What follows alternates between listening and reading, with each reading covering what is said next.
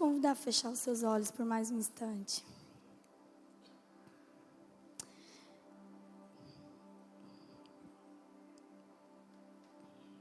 Não sei o que você está buscando hoje,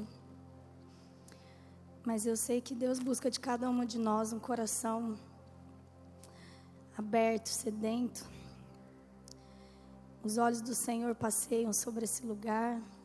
A palavra de Deus diz que seus olhos passeiam sobre a terra, procurando um coração, procurando aquele cujo coração é totalmente dele. Ele procura corações totalmente rendidos nessa noite. E se você deseja ser essa pessoa que ele vai encontrar, fala: Senhor, eis-me aqui. Eis-me aqui, Senhor, meu coração é teu, a minha atenção agora é para ti, Pai. As minhas afeições, eu volto todas elas ao Senhor nessa noite, Pai. Me encontra aqui nesse lugar, Senhor. Me encontra nesse lugar, abre os meus olhos. Abra os nossos olhos, Senhor, para a Tua palavra. Abra os nossos olhos para as maravilhas da Tua lei, Pai. Minha oração nessa noite, Senhor, é para que o nosso coração aprenda a Te amar mais hoje, Pai. E o nosso coração se incline a amar mais a Tua palavra, Pai. Tudo aquilo que o Senhor é. Em nome de Jesus, fala com a gente, Espírito Santo. Cumpre, Pai, o Teu propósito de ter nos trazido aqui nessa noite, Pai. Em nome de Jesus.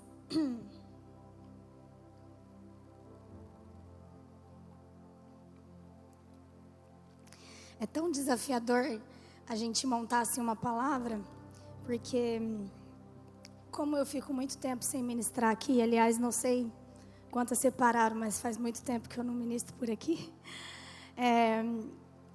Há um anseio no nosso coração de compartilhar coisas que Deus está falando com a gente, coisas que, percepções que a gente tem, e coisas que saltam aos nossos olhos na palavra. E daí quando você começa a preparar um estudo, você tem um tempo para isso, e é difícil você conseguir colocar ali, resumidamente, é desafiador. Não sei quantas já passaram por isso, né? Talvez ali na faculdade, um trabalho que você tem que apresentar, o seu TCC, né? Você tem 10 minutos para apresentar todo aquele trabalho. Mas eu creio que o Senhor vai nos conduzir para o propósito que Ele tem nessa noite. Então vamos lá. Eu quero começar essa palavra lendo Gênesis 3. Já foi citado algumas coisas aqui hoje. Abra sua Bíblia comigo, se o pessoal puder me ajudar projetando, vai ser bom também. Gênesis 3, a partir do versículo 1.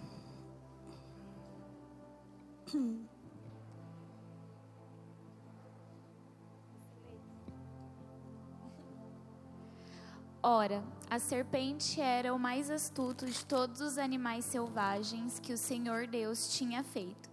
E ela perguntou à mulher: foi isso mesmo que Deus disse: não comam de nenhum fruto das árvores do jardim?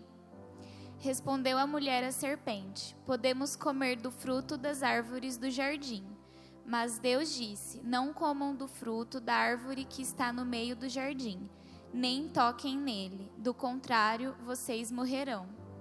Disse a serpente à mulher: certamente não morrerão. Deus sabe que, no dia em que dele comerem, seus olhos se abrirão, e vocês, como Deus, serão conhecedores do bem e do mal. Quando a mulher viu que a árvore parecia agradável ao paladar, era atraente aos olhos, e, além disso, desejável para dela se obter discernimento, tomou do seu fruto, comeu-o e o deu a seu marido, que comeu também. Os olhos dos dois se abriram e perceberam que estavam nus. Então, juntaram folhas de figueira para cobrir-se. Ouvindo o homem e a sua mulher os passos do Senhor Deus, que andava pelo jardim quando soprava a brisa do dia, esconderam-se da presença do Senhor Deus entre as árvores do jardim.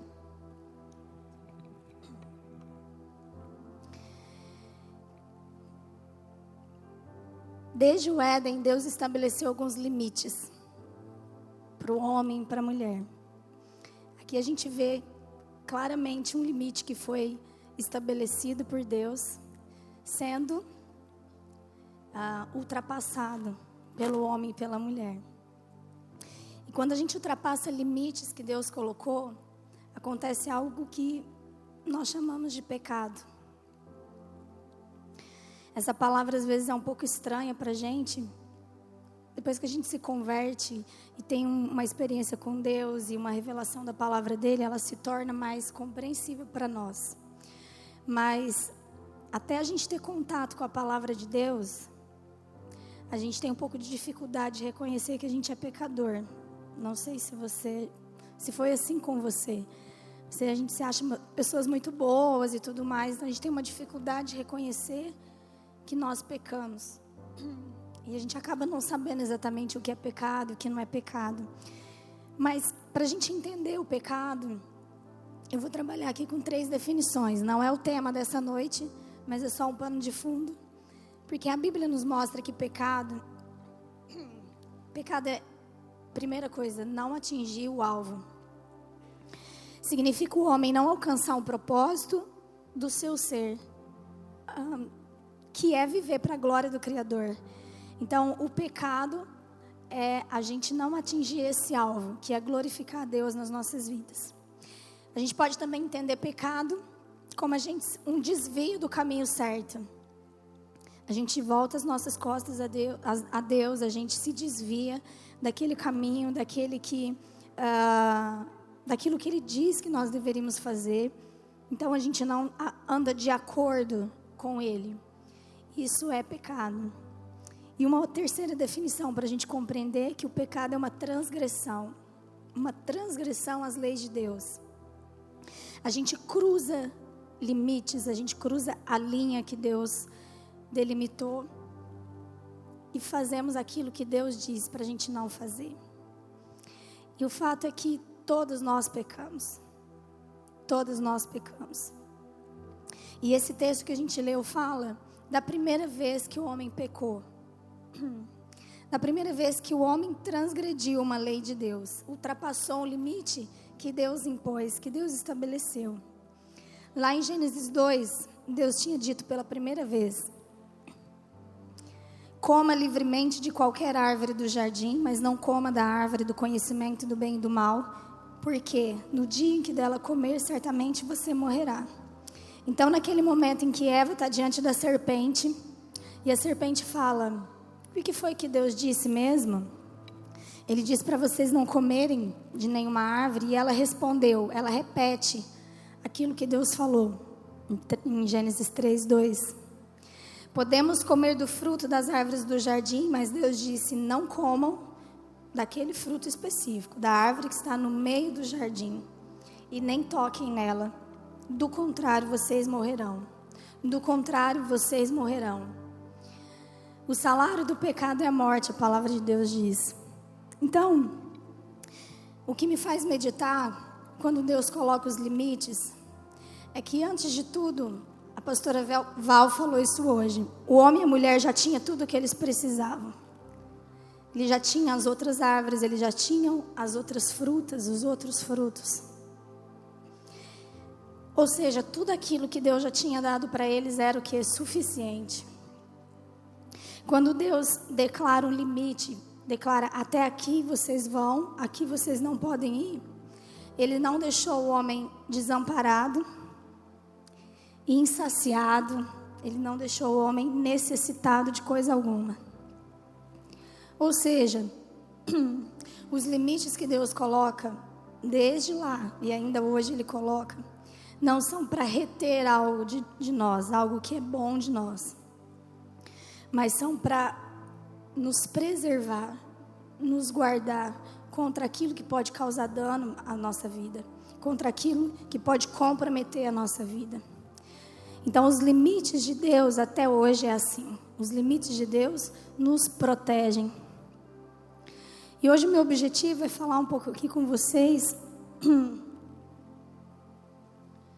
porque às vezes a gente tem uma relação um pouco complicada com as leis de Deus, com os limites de Deus. e a gente não consegue, em algumas áreas talvez você consiga, em outras não, a entender que algumas coisas que Deus delimitou protegem a sua vida. E você fica só com uma impressão de que Deus está retendo algo bom de você, quando na verdade Deus está preservando a sua vida e a minha vida. Provérbios 16, 25 diz que há caminho que parece reto para o homem, mas ao final conduz à morte. Então há coisas que parecem boas, mas no fim produz morte.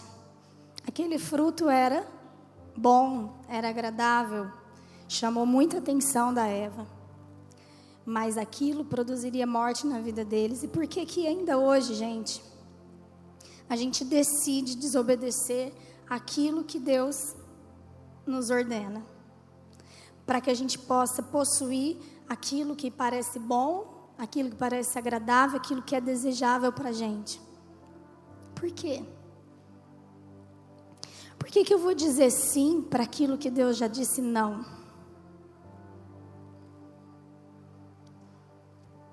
É o barro falando para o oleiro, né? Faz assim, faz assado. Assim não, é a criatura querendo ensinar o Criador. Deus disse, não coma, não toque, mas eu digo, eu quero, eu desejo. É só um pouquinho, eu preciso. Mas Deus disse, não toque. Mas eu decido, eu quero. Tiago 1, 14, 15 diz que cada um é tentado pela sua própria cobiça, quando esta o atrai e seduz. Eu quero. Eu quero. Então a cobiça, depois de haver concebido, dá luz o pecado. E o pecado, uma vez consumado, gera a morte. A gente troca a segurança e a proteção que a vontade de Deus nos proporciona, aquilo de bom que Ele nos oferece, por aquilo que é agradável aos nossos olhos. Então o pecado é gerado quando nós cobiçamos algo que Deus proibiu, ao invés de nos satisfazer naquilo que Ele já proveu. O pecado se estabelece quando nós satisfazemos os nossos desejos, ultrapassando limites que Deus determinou. Nem todo desejo é mau, nem todo prazer é ruim, e nem tudo que nos satisfaz é algo condenável. Mas se a gente tem prazer naquilo que Deus não tem prazer, se a gente tem prazer naquilo que Deus disse que a gente não deveria tocar, então a gente está pecando. E a gente busca satisfação ignorando a consequência. Eva cedeu à tentação de Satanás, dizendo, eu quero. Mas ela ignorou as consequências, porque Deus já tinha dito, você vai morrer.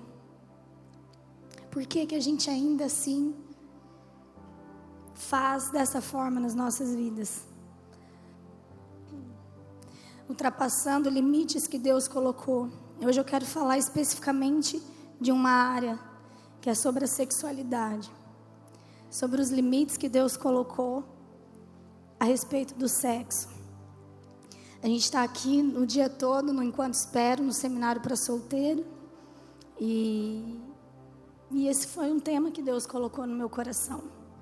Porque se você é solteira, e se você é cristã, se você ama a Deus e vive nesse mundo, se você não vive numa bolha, você sofre tentações sexuais. Sim ou não? Tem alguém normal aqui, gente? Você sofre com questões relacionadas à sua sexualidade, a maneira como você vai viver. E você e eu sabemos, e se você não sabe, você precisa conhecer que Deus colocou limites, que Deus colocou diretrizes específicas a respeito dessa área nas nossas vidas. Sabe por que Deus nos criou? Porque Deus criou em nós o sexo. Deus criou o sexo. Deus criou homem e mulher. Deus criou a sexualidade. Deus criou o prazer. Deus criou cada pedacinho da gente, cada hormônio, cada neurônio, cada zona erógena do seu corpo. Deus criou exatamente assim. Você toca e você sente prazer. Você foi criado dessa forma. Isso é bom. O que Deus criou é bom. O que não é bom e o que não faz bem é a gente ultrapassar limites, é a gente quebrar princípios, a gente é quebrar regras que o Senhor colocou, porque Ele colocou limites para tudo. Tudo é governado por leis nesse mundo. Todas as coisas, há leis naturais estabelecidas que o Senhor colocou. E Ele estabeleceu limites e propósitos claros para o sexo também. E hoje também eu não vou falar sobre esses limites. Quero apenas colocar isso num pano de fundo. O sexo é um presente de Deus para a humanidade. O sexo foi criado para ser desfrutado no casamento, no contexto de uma aliança, de um compromisso entre um homem e uma mulher. Com base no amor, na aliança, no compromisso, como eu disse. Resumidamente, esse é o contexto saudável do sexo. Mas o que a gente vive hoje é uma deturpação desse conceito. É uma banalização do sexo. E isso contraria aquilo que Deus determinou. O propósito original do sexo nas nossas vidas. Sabe, 2 palavras ficaram na minha cabeça esses dias: deturpação e banalização. Essa é a realidade do mundo hoje. Eu quero que você pense comigo. Você não vai precisar fazer muito esforço, não, né? Creio que você vai concordar comigo. Deturpação, porque a deturpação é alguma coisa que se corrompe, é alguma coisa que se deteriora, que se estraga.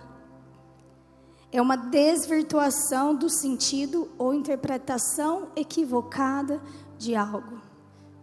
Quantos concordam comigo que o sexo foi deturpado? Há uma interpretação equivocada sobre o sexo nos nossos dias? Há interpretações equivocadas sobre a nossa sexualidade? Vocês estão aí, gente? Ah, bom. E vou dar um exemplo da deturpação do sexo. Porque muitas vezes o sexo é visto como um Deus. O sexo, o pastor Douglas falou um pouco aqui sobre o romance ser idolatrado, né? O sexo é idolatrado na nossa sociedade. Há uma obsessão pelo sexo. O sexo é visto como um Deus, há uma idolatria ao sexo. Toda vez que você entrega o seu corpo ao sexo, você está se entregando como um sacrifício. O sexo é uma adoração. Você está se rendendo. A criação se torna mais importante do que o Criador. Então, o sexo é visto como um Deus. Isso é uma deturpação do sexo. Porque o sexo não está aí para nos dominar. Nós não estamos aqui para servir o sexo. Mas o sexo é algo que pode glorificar o nome de Deus ou que pode desonrar o nome de Deus. Um outro aspecto da deturpação é o sexo ser visto como algo vulgar, como algo ruim. Disso a gente não pode falar, isso a gente não pode tocar, é proibido, é sujo, é ruim. Isso é uma deturpação, porque o sexo não é sujo, o sexo não é ruim, dentro do propósito original dele, ele é bom. Então, estou dando 2 exemplos aqui de como o sexo é deturpado nos nossos dias. Mas, além de ser deturpado, ele é também banalizado. Se tornou algo banal. Banalizar alguma coisa é quando você pega algo que é importante, e trata como se fosse algo trivial, como se fosse algo insignificante. E isso tem acontecido ou não, gente, nos nossos dias? Essa é a realidade do mundo hoje. Algo que é importante, algo que é precioso, algo que é uma dádiva de Deus, é tratado de uma forma trivial, de uma forma sem importância. É uma desvalorização do sexo. Banalização é quando o assunto em questão se trivializa e é tratado de maneira desrespeitosa. Então, a desvalorização gera o desrespeito. Se você não valoriza esse aspecto da sua vida, se esse aspecto não é algo importante de valor para você, você acaba lidando de uma forma que desrespeita. E outras pessoas também acabam lidando assim com você. Banalizar é transformar valores caros em algo sem importância. Por exemplo, a virgindade. Se a gente for fazer uma pesquisa aqui nesse salão, certamente a gente vai ter poucas meninas, poucas mulheres que têm ainda hoje a virgindade como algo preservado. Então, algo de muito valor se tornou sem importância, ou sem a devida importância. Porque algumas dão um pouquinho de importância. Até aparecer um cara legal e você entregar a sua virgindade. Ou até aparecer uma cena na TV, no celular, e você entregar e abrir mão da sua pureza, né? Porque tem muita gente preservando a virgindade, mas abrindo mão da pureza. Quer ver outra coisa que era um valor caro e que agora se tornou sem importância? O casamento. O compromisso. Porque antes as pessoas precisavam ter compromisso para fazer sexo com alguém. Hoje não precisa ter compromisso. Pode ser só uma noite, só um instante. Você entra, você marca um encontro com alguém e você tem sexo delivery. Alguém vai, se encontra com você, faz sexo com você e vai embora. E segue a vida. Isso é normal.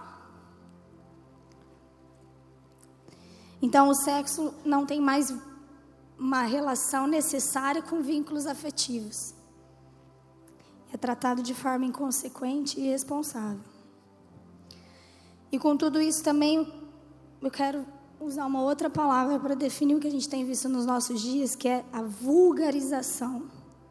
Vulgar é você tornar uma coisa vulgar, é você tornar uma coisa corriqueira, assim, uma coisa que fica comum, uma coisa que é conhecida pela maioria, todo mundo sabe, todo mundo conhece, vulgar.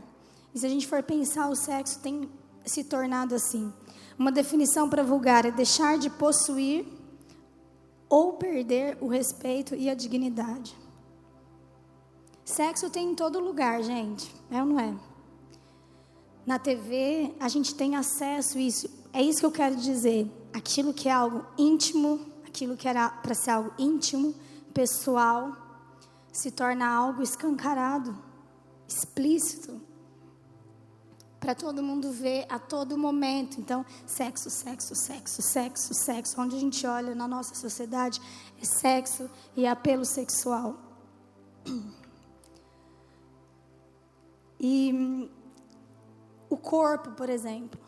Nosso corpo, o corpo que antes, né, as vovós guardavam, cuidavam, né, as roupas eram mais, cobriam mais o corpo. Existia um certo um recato, assim, uma mulher era mais recatada quando ela protegia mais o seu corpo.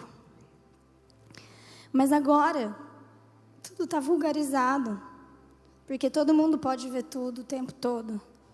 Entende? é pegar aquilo que é precioso e tornar sem valor. A sua intimidade pode estar vulgarizada quando você se expõe tanto nas redes sociais, por exemplo. Aquilo que é para ser íntimo e pessoal se torna conhecido de todo mundo, porque a gente está vulgarizando o nosso corpo, vulgarizando a nossa intimidade. E daí começam as novas modas, né? É o sexo virtual, é nude para cá, é nude para lá, porque o meu corpo não é mais preservado, não é mais guardado, não é mais valorizado. Ele pode ser exposto. Ele pode ser exposto. E daí o que me faz pensar, gente, é o que a gente ganhou com isso? Fala tanto de empoderamento da mulher. Então, as figuras das mulheres poderosas, tá? Do que o mundo diz, é a figura de mulheres sensuais. Mulheres que estão mostrando o seu corpo. Gente, de vez em quando eu passo assim, zapeando a TV, passa aquele programa lá do Multishow, TVZ. Né? Eu não tenho o hábito de ouvir música secular, assim, não é uma prática. Mas a gente está aí no mundo, né? Vira e mexe, você ouve uma música. E é escandaloso o que as músicas estão dizendo.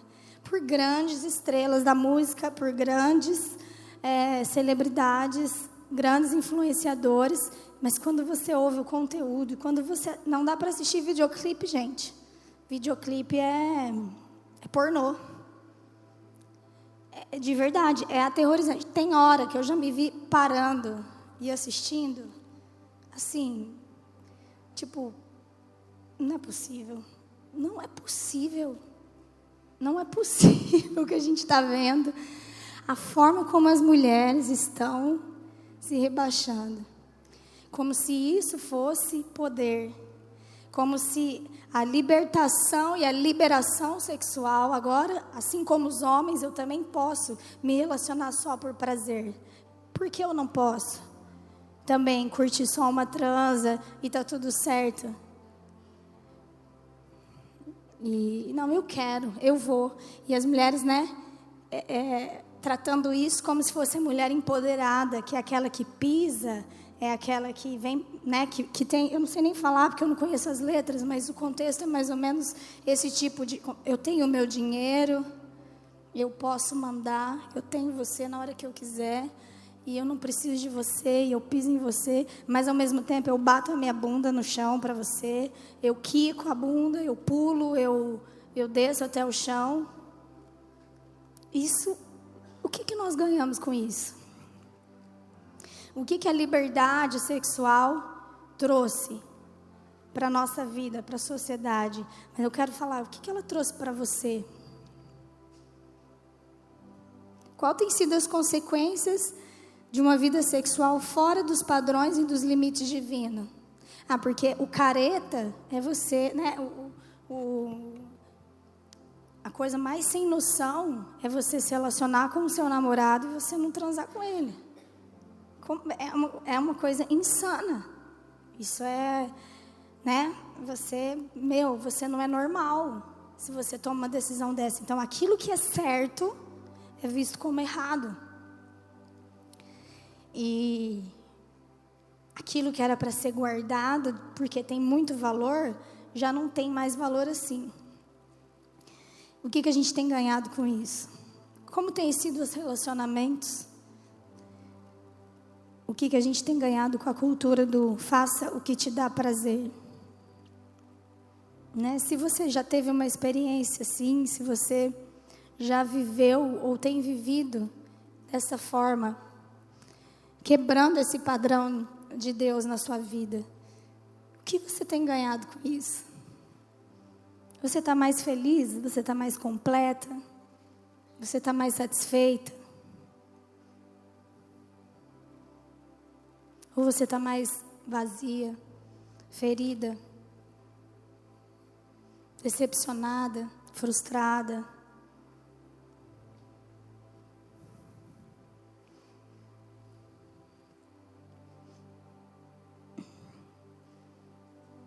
Banalizar o sexo, gente, não tem sido um bom negócio. Não tem sido um bom negócio para as famílias, para o mundo. Até o mundo já está se dando conta disso. Eu ouvi vários artigos e reflexões filosóficas sobre essa banalização do sexo e a forma como as pessoas vivem os relacionamentos de forma descartáveis. O que isso está trazendo para os adolescentes? O que isso está trazendo para as nossas vidas? E se a gente for falar das consequências físicas, e eu quero falar consequências pensando também quase que em sequelas, como que marcas que ficam. Porque assim como a Eva não morreu fisicamente naquele momento que ela mordeu o fruto, ela continuou vivinha, né? E teve o que aconteceu tudo depois, mas eu quero dizer, às vezes uma relação sexual não mata você naquele momento. É muito bom, é legal, outras vezes é péssimo. Mas eu quero dizer que a morte que aquilo produz na sua vida, o efeito, talvez você não sinta imediatamente. Talvez você não sinta na próxima semana, nem no próximo mês. Talvez você sinta isso lá no seu casamento. Talvez você sinta isso no seu corpo, com uma gravidez indesejada, não planejada, com uma doença sexualmente transmissível. E quais são as sequelas emocionais? Falamos hoje sobre a rejeição aqui nesse lugar. A gente foi criado para amar e viver o sexo na mais profunda intimidade.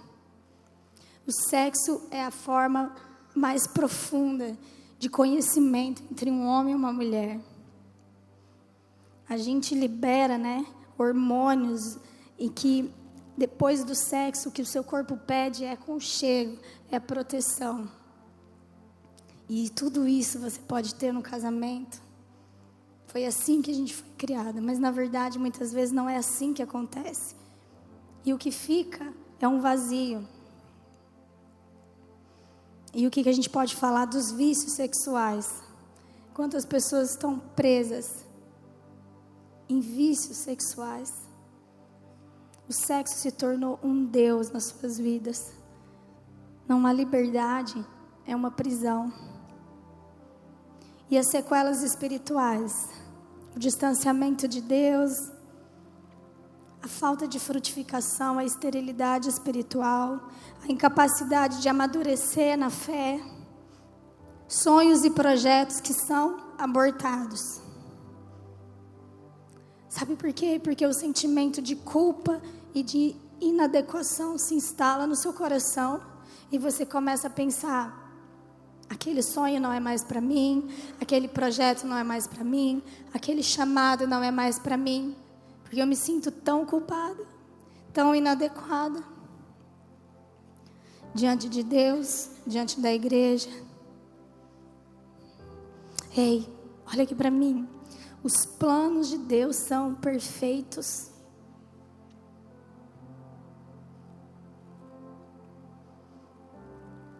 A palavra de Deus é justa e ela é verdadeira.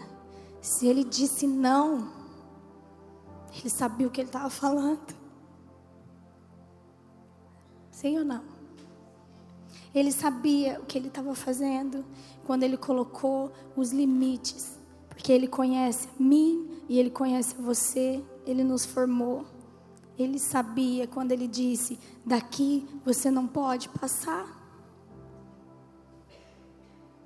Não comam, do contrário vocês morrerão. Mas a serpente disse: certamente não morrerão. E se a gente for ver como Satanás é representado hoje na nossa sociedade, na cultura, o mundo jaz no maligno. A palavra diz que ele é o príncipe deste mundo, ele está atuando nesse mundo, e Deus está dizendo: não coma desse fruto, mas Satanás continua dizendo, o mundo continua dizendo: certamente você não morrerá. Que mal tem nisso? A estratégia é a mesma. Mas toda ordem de Deus tem um porquê. Toda lei de Deus tem um porquê. Tem uma razão. Sabe, nem sempre essa razão é clara para a gente. Porque a gente não tem a capacidade de compreender todas as coisas como Deus tem. Quando Deus diz, certamente morrerão, claramente a Eva não tinha noção do que era morrer. Porque eles nasceram e foram criados, melhor dizendo, não foram criados para morrer, a morte não existia. O que é morrer? Talvez Deus fala não e você não entende o porquê. Você não compreende. Mas sabe, você não precisa compreender todas as coisas. Você só precisa obedecer. Você só precisa entender que Deus deve saber o que Ele está fazendo. E se Ele disse não, tem um porquê. Não sei se tem alguma coisa assim na sua vida, que Deus já disse não, que Deus já disse, filha, assim não. Talvez Ele não está dizendo não exatamente para aquela coisa, mas Ele está dizendo dessa forma não, por esse caminho não, é perigoso. Mas você tem dito sim. Ah, Deus falou, mas eu quero. Se Deus disse não, o que está te fazendo dizer sim? Por que você também não está conseguindo falar não para aquilo que Deus disse não?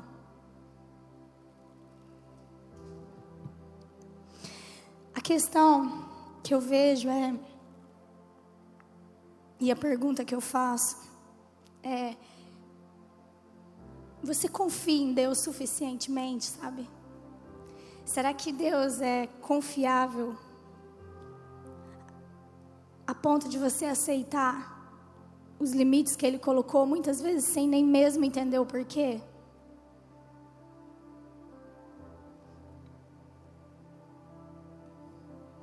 Ele é suficientemente confiável para você aceitar os seus porquês, mesmo que eles não sejam claros e compreensíveis para você?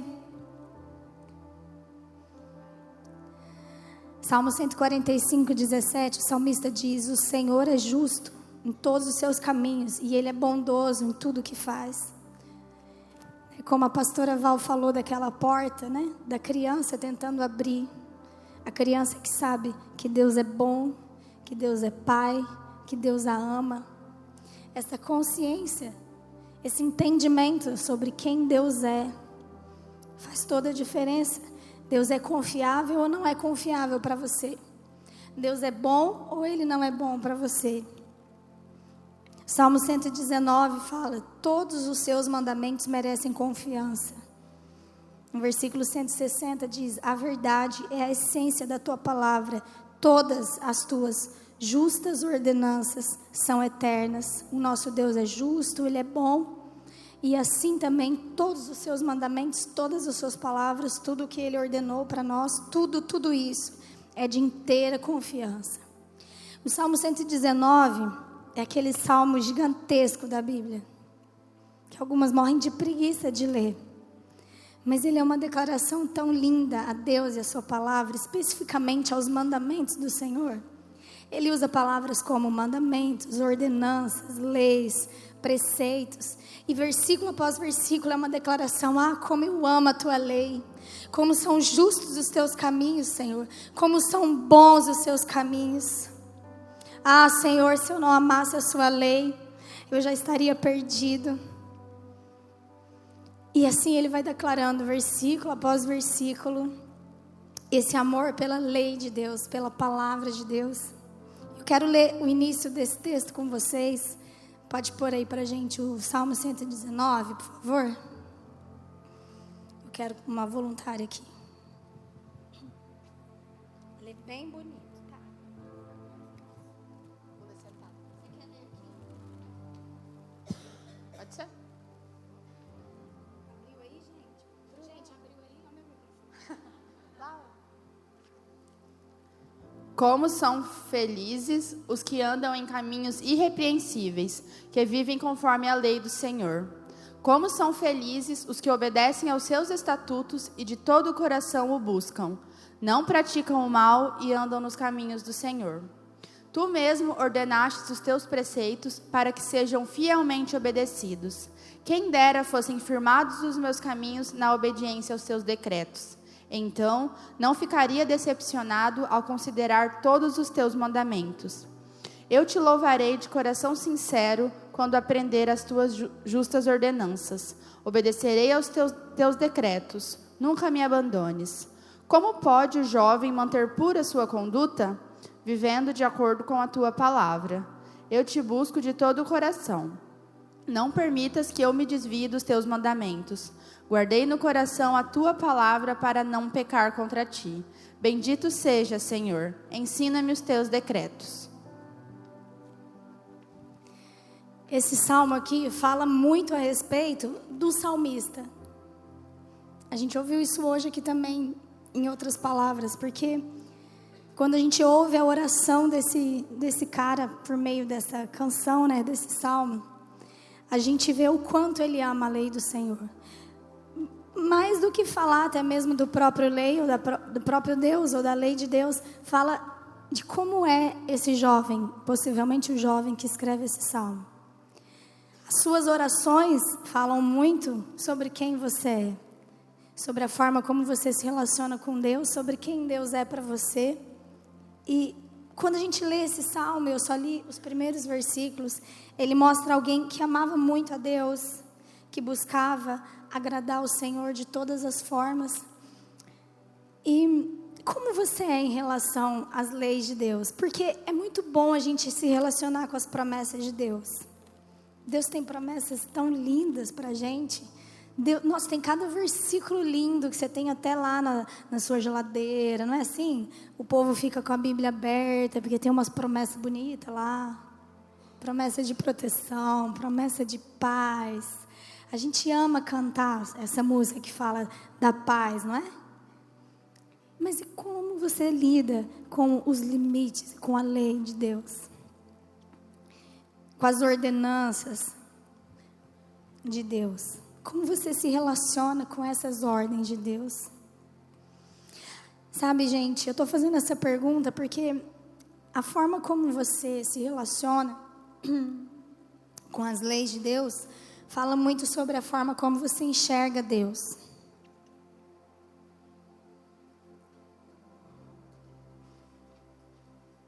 Primeiro João 5,3 diz: porque nisso consiste o amor a Deus, obedecer aos seus mandamentos. E os seus mandamentos não são pesados. Nisso consiste o amor a Deus, obedecer aos seus mandamentos. E os seus mandamentos não são pesados.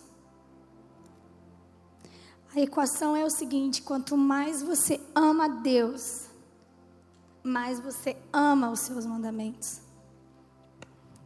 É uma consequência. Eu amo a Deus, então eu amo obedecer a Deus. Isso não significa que é fácil obedecer a Deus, que não me custe obedecer a Deus, que sempre é gostosinho e facinho e suave obedecer a Deus. Mas porque você ama a Deus, você deseja agradá-lo. Então você obedece. E os mandamentos do Senhor não são pesados. Por quê? Porque você entendeu que para você Deus é bom, Deus é justo, Deus é verdadeiro, Deus é infalível, Deus é confiável, Deus não é mentiroso. Você sabe quem Deus é. Portanto, você confia naquilo que Ele diz para você, mesmo quando essa palavra é não.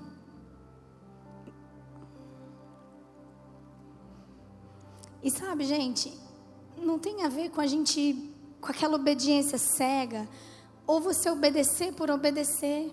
Porque tem um monte de gente, na verdade, que está cumprindo as regras. Cumprindo as regras. Tem gente que vive no legalismo. Tem gente que está guardando a pureza, a santidade, com base num legalismo, num medo de Deus. Num medo de ir para o inferno, num medo de ser descoberto, num medo de alguém vir à luz esse seu pecado, numa insegurança, como que alguém que está devendo alguma coisa, como que Deus estivesse te vigiando todo o tempo, e Ele é mau, e você não pode errar, e você tem que se justificar diante dEle, você tem que fazer tudo o que é certo para você ser aceito. Essa é uma forma pesada de viver os mandamentos de Deus. Faz toda a diferença quando a gente obedece a Deus como resultado de uma confiança nele. Eu não vou ultrapassar esse limite, porque eu confio naquilo que Deus me disse. Deus é confiável. Ele me ama, Ele não está retendo de mim o que é bom. Isso é uma das maiores mentiras de Satanás em relação ao sexo. Deus está retendo algo bom de você. É bom. Qual o problema? Deus é amor. Se você ama, você faz sexo com seu namorado.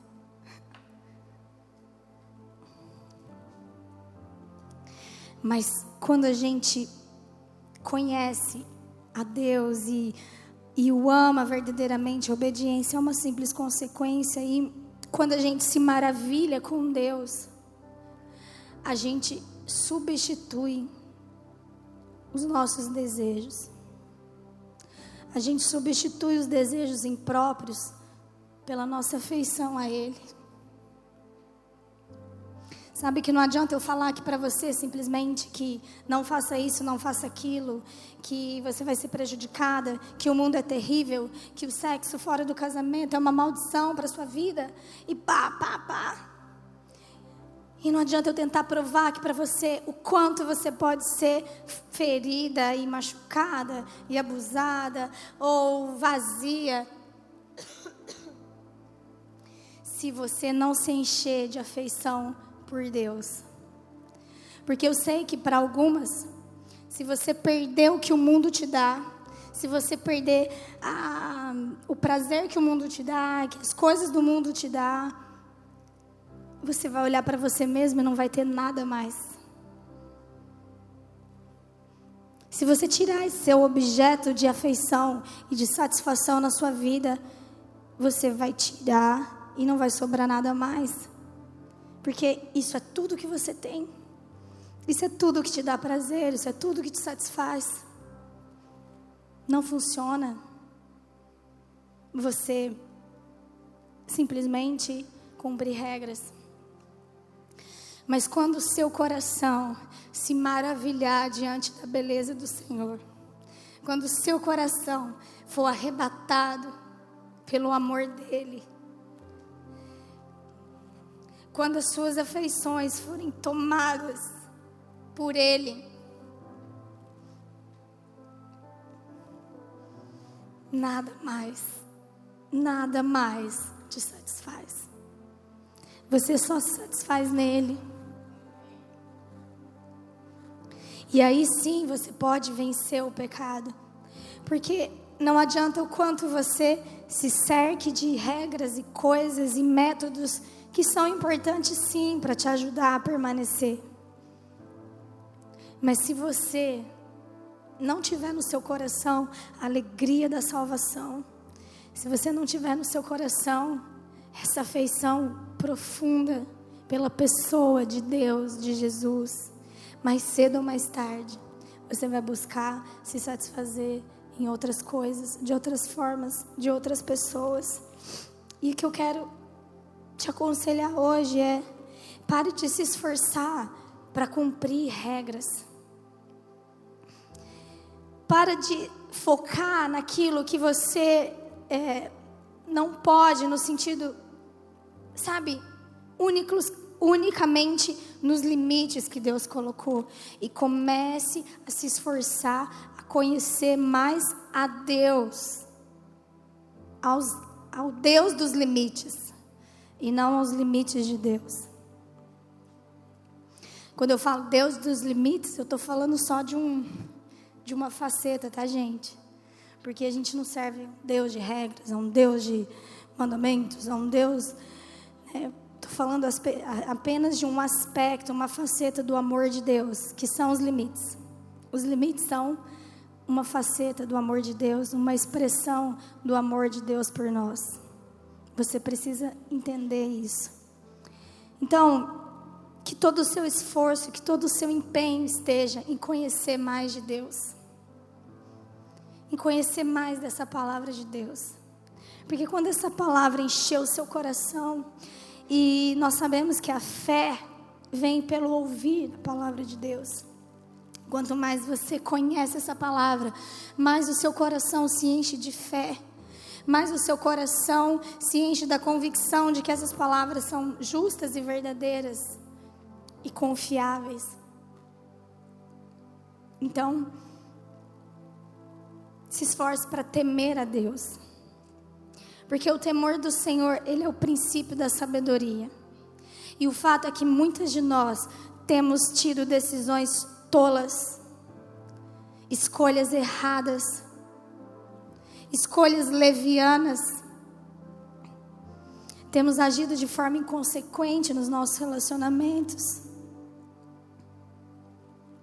Porque falta o temor do Senhor, falta a sabedoria, falta a sensatez, falta o juízo que só a palavra de Deus pode incutir nas nossas vidas. E quando você é uma jovem que teme o Senhor, você vai ter direção, você vai ter propósito, você vai ter uma luz que aponta o caminho para você. E essa luz é a palavra de Deus. Lâmpada para os meus pés é a tua palavra, luz para os meus caminhos. Esse salmista diz no Salmo 119. Vocês estão entendendo o que eu quero dizer?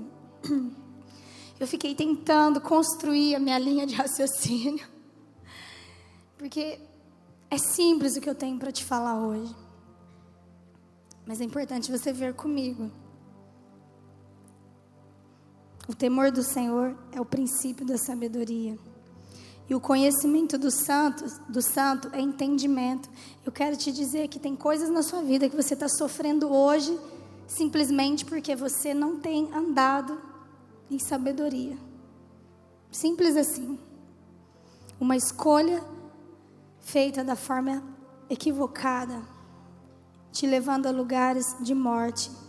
Quantas decisões estúpidas na vida sentimental. Você já se sentiu assim alguma vez? Como eu fui burra. Alguém já falou isso para si mesma? Não, só eu. Como eu fui burra.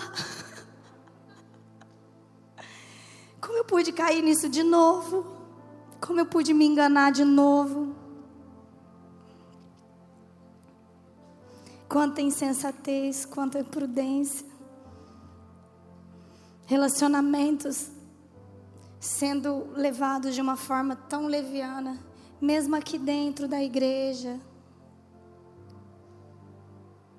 vivendo de forma imprudente, caminhando na beira do abismo, sempre testando os limites, sempre indo até as últimas consequências, brincando com fogo. Quanta imprudência na vida sexual. Ultrapassando os limites de uma forma... Ultrapassar o limite já é perigoso.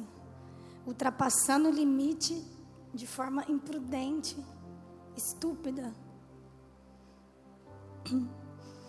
A gente fala até de uso de preservativo, né? Que é um incentivo. Use preservativo. Como se isso fosse a única proteção que você precisasse, né? Ninguém tem preservativo para a alma. Ninguém tem preservativo para o coração.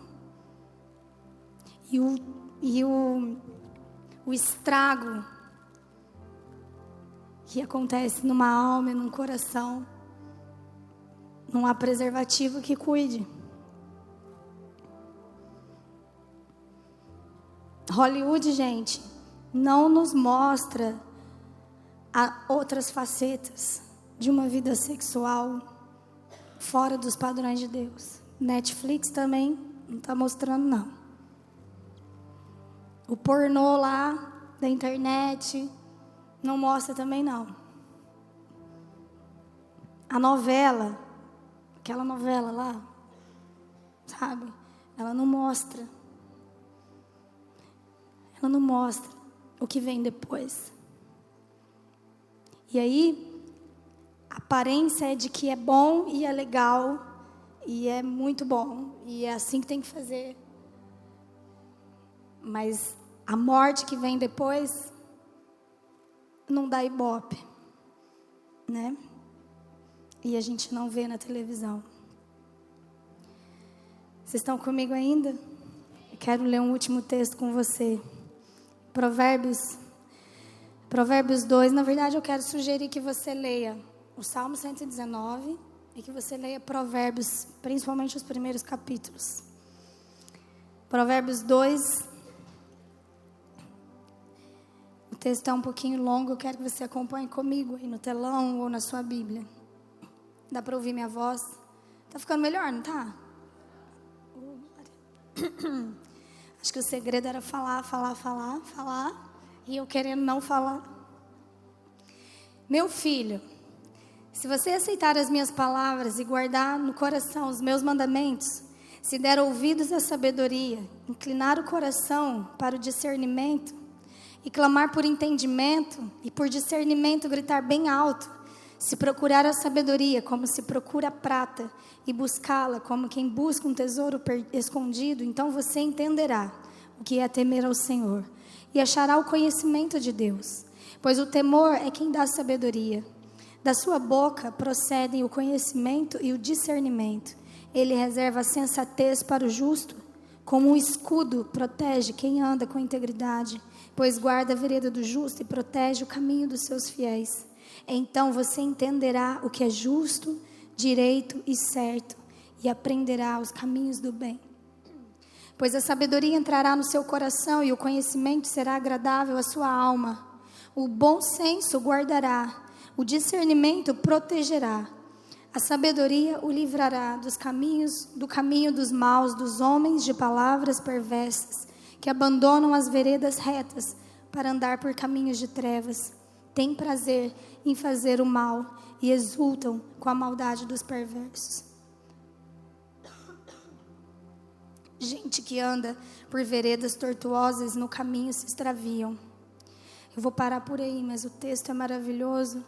Falando do benefício da sabedoria, eu quero te lembrar, o temor do Senhor é o princípio da sabedoria.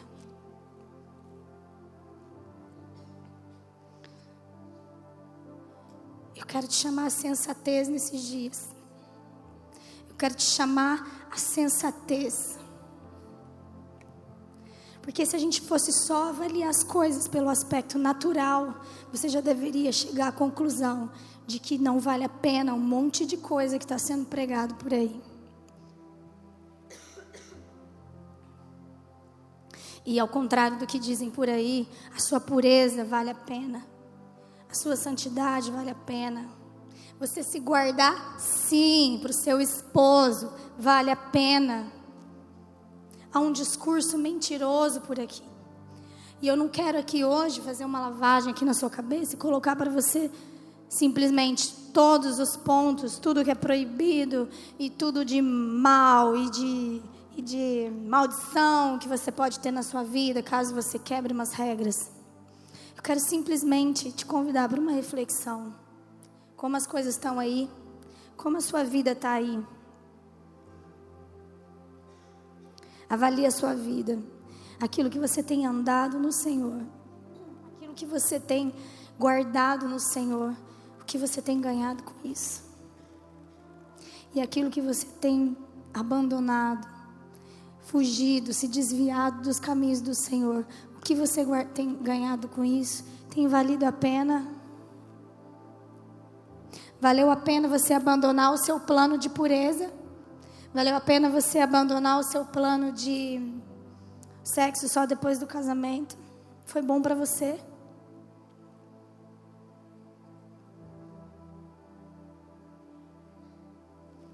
A minha pergunta não é para te acusar, mas é para te dizer: volta à sensatez, volta ao temor do Senhor, Volta à sabedoria, porque os limites que o Senhor colocou são para te proteger, porque Ele sabe o que é bom, porque Ele sabe aquilo que te traz vida e Ele sabe aquilo que rouba a sua vida.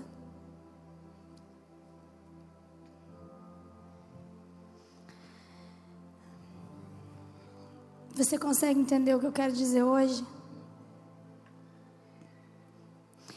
O meu convite para você é: inclina o seu coração a conhecer mais de Deus. Foca nisso. Não foca nos seus erros, não foca nas suas limitações, não foca nas suas tentações, no quanto é difícil, não foca no quanto os seus desejos, nossa, são quase que incontroláveis e você não pode resistir. Tira o foco um pouquinho disso. Tira o foco um pouquinho das suas deficiências, das suas limitações, e começa a se empenhar, começa a se esforçar, a conhecer a Deus. Começa a entregar um pouquinho mais do seu coração a Deus. Começa a contemplar a Deus em oração, em adoração.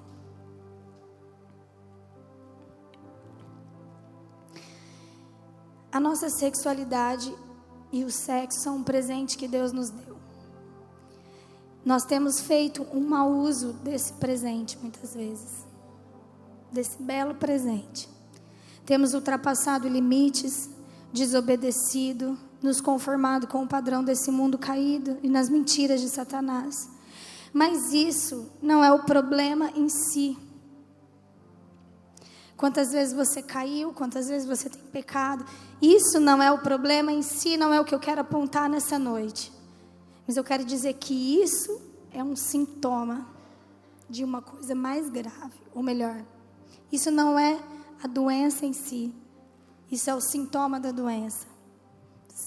Para usar uma linguagem para vocês entenderem o que eu quero dizer.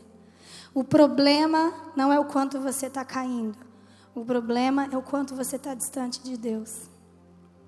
Esse é o ponto. O ponto está aqui no meu e no seu coração. O problema de um coração que não tem Deus e sua palavra como centro das suas afeições.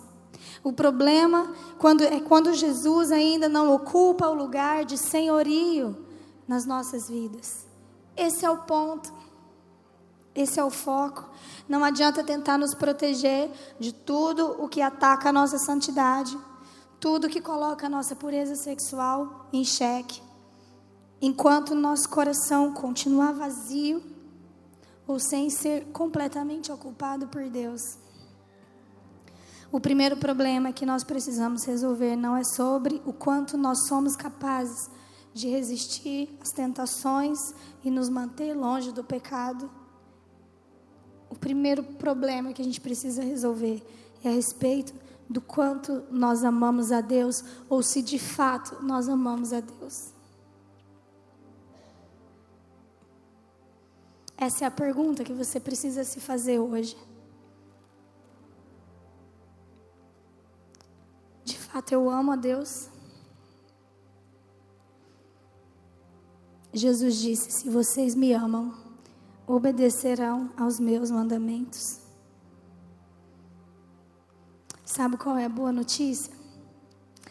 Depois que Adão e Eva pecaram, Deus estava ali. Deus continuava chamando-os, Deus continuava encontrando eles, Deus continuou chamando pelo nome deles, Deus continuou desejando se relacionar com eles. Eles se esconderam. Eles sentiram vergonha, eles sentiram medo, mas Deus estava ali dizendo: ei, cadê você, Adão? Cadê você, meu filho? Vim aqui para a gente conversar. E é exatamente isso que Deus está falando com a gente hoje, desde o começo. Vem aqui, meu filho. Senta aqui. Quero conversar com você. Eu quero falar para você os meus planos, aquilo que eu penso para você. Deus chamou Adão e Eva. Deus cobriu Adão e Eva. Deus estabeleceu um plano de redenção para as nossas vidas. Deus continua nos amando. E é isso que você precisa entender hoje. É isso que faz diferença nas nossas vidas. E porque você entende que Ele te amou primeiro, você pode amá-lo. E amá-lo cada vez mais. E você nunca vai se cansar de amar Deus. E você nunca vai amar Deus o suficiente. Então, por mais boazinha que você seja aqui hoje, você ainda pode amar Deus mais. E você ainda pode receber mais do amor de Deus na sua vida. E isso é maravilhoso. Queria te convidar a fechar os seus olhos.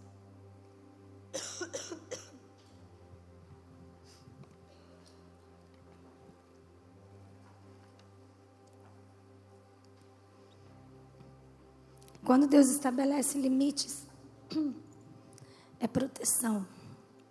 Quando nós rompemos os limites, é pecado. Não há como a gente vencer o pecado. Não há como a gente resistir. Não há como a gente colocar os nossos desejos carnais no devido lugar, se o nosso coração antes não ser tomado, totalmente tomado, por um amor a Deus, por um amor à sua palavra. Se você deseja amar mais a Deus, se você reconhece que você tem ultrapassado limites. Hoje eu falei aqui especificamente sobre a sua vida, a sua sexualidade, sobre o sexo. Mas talvez haja outros limites, outras áreas em que você tem transgredido leis, em que você tem dito não para aquilo que Deus diz sim, ou dito sim para aquilo que Deus diz não. Se você hoje deseja amar mais a Deus, se você hoje fala, Deus, eu quero amar a sua lei, Senhor. Eu quero amar aquilo que o Senhor diz. Eu creio que Deus quer fazer algo ao seu coração. Quer repartir algo com você hoje que vai te ajudar nesse processo. Ora a Deus para que Ele abra os seus olhos, para que Ele te dê discernimento. Enquanto a gente canta essa canção, você pode falar com Deus.